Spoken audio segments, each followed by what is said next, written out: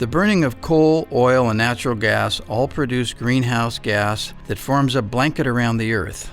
This blanket traps heat, causing global temperatures to rise, which can intensify severe weather patterns, but also cause glaciers and ice sheets to melt, seawater to expand, which both raise sea levels. These changes will create major disruptions for our planet and impact coastal communities in many ways.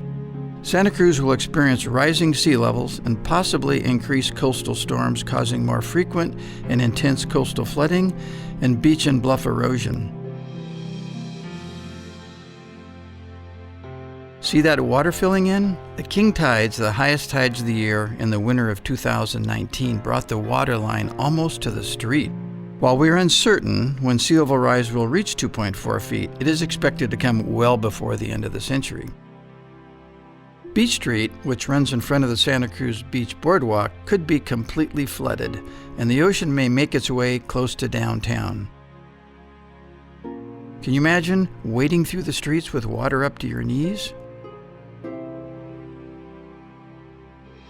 So what can the city do?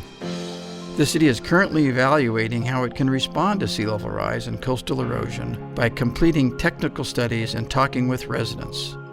We could allow the bluffs to continue to erode and gradually move the pedestrian path and roadway further inland. We could also gradually relocate buildings and infrastructure further inland.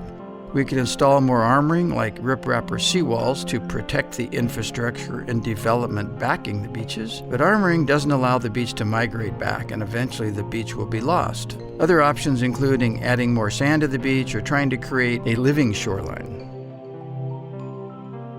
Welcome to the Sea Level Rise Explorer. It's great to have you here.